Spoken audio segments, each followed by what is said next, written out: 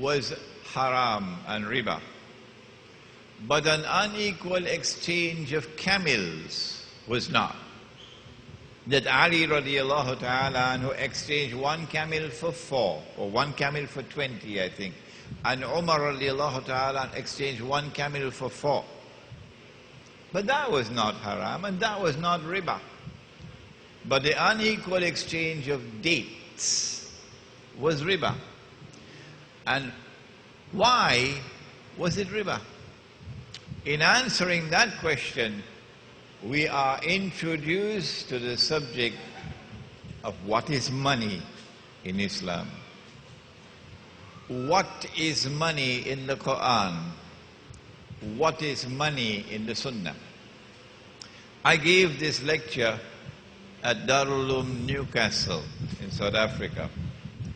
And the head of the Darul Uloom, may Allah have mercy on his soul, the Venerable Maulana Sima, was 80-something years of age. He just died recently. The old man was sitting there for 2 hours for the lecture. And at the end of the lecture, he said to me, "We have to teach this subject in the Darul Uloom." Meaning, it's not taught. It's not taught. The Prophet said, sallallahu ta'ala alayhi wa sallam, he gave a command.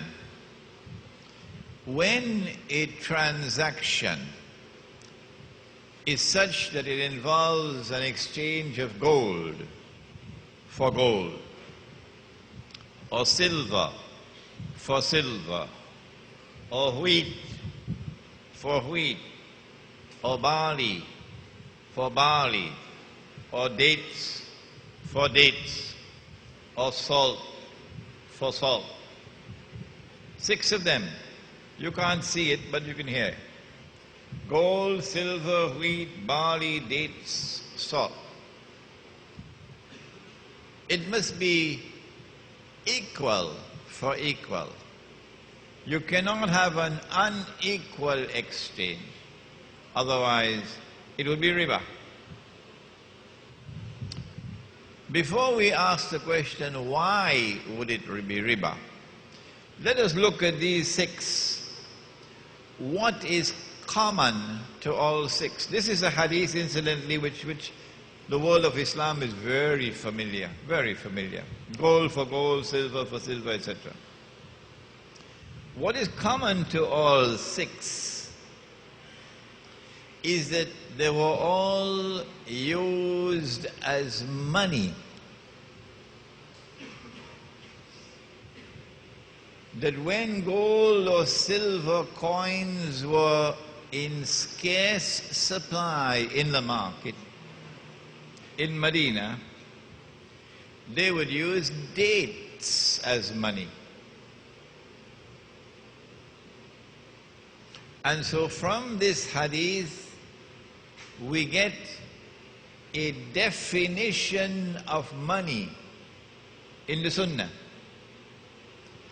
That money was either precious metals, gold and silver, or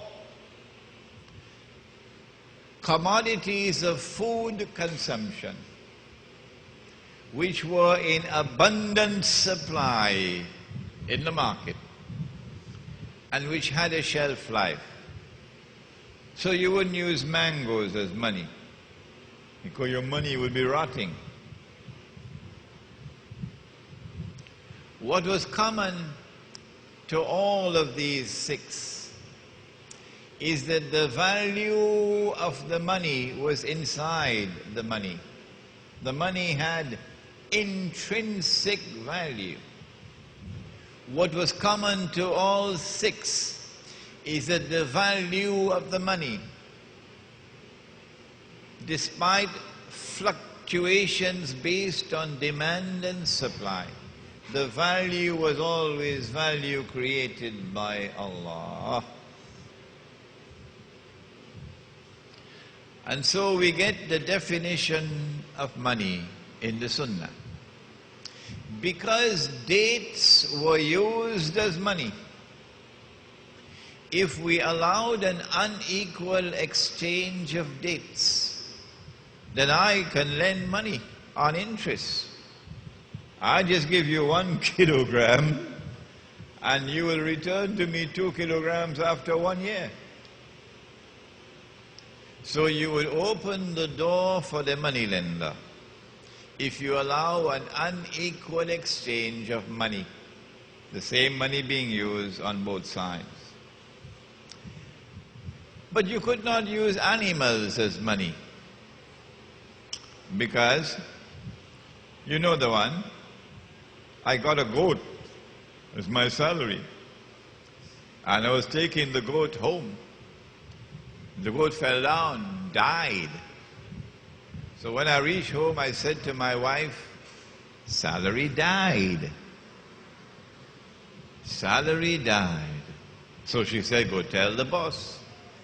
So I went to the boss, I said, boss, salary died. He said, but when I gave you salary, salary was alive. Since animals can fall ill, since animals can die, animals could not be used as money. And therefore you could have an unequal exchange of camels. Now then, this is money in the Sunnah. Money with intrinsic value. Money which is either precious metals or commodities of food consumption in abundant supply in the market, and which had a shelf life.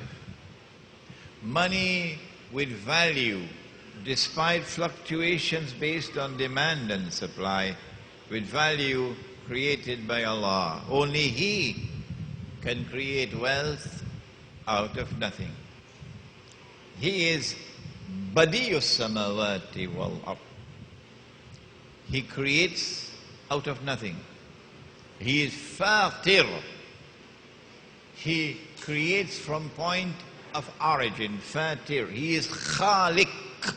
He creates and He fashions. But He is also Badi'us samawati wal ard, who creates ab novo, creates from nothing. Is this money also in the Quran? Yes, it is. In Surah At-Tawbah, Allah subhanahu wa ta'ala, or is it Tawbah? Or is it, I'm forgetting now. He takes to task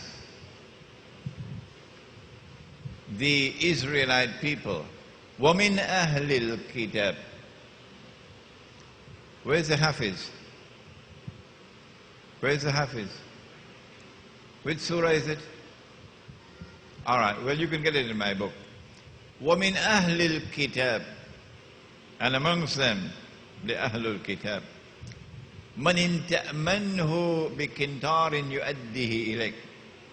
If you entrust him with a kintar, which is a treasure, about, say, 1,200 ounces of gold, enough to buy a house in San Francisco.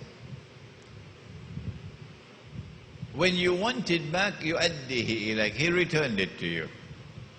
وَمِنْهُمْ مَنْ تَأْمَنْهُ بِدِينَارٍ لَا يُؤَدِّهِ إِلَيْكَ. And amongst them there are those who, if you entrust him with 1 dinar, when you want it back, he won't give it back to you. إِلَّا مَا دُمْتَ عَلَيْهِ قَائِمًا.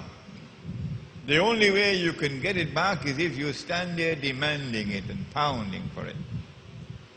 ذَلِكَ بِأَنَّهُمْ قَالُوا إِنَّمَا لَيْسَ عَلَيْنَا فِي الْأُمِّيِّينَ السَّبِيلُ. This is because of the double standards we talked about in the previous session.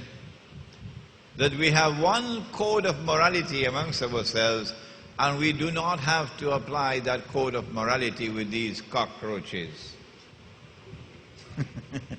الأميون ويقولون على الله الكذب وهم يعلمون. But they tell a lie against Allah. They do it knowingly. They have changed the word of Allah. I couldn't preach this in New York today. I could have done it 5 years ago. Sorry, 10 years ago. But today I cannot deliver this lecture in New York.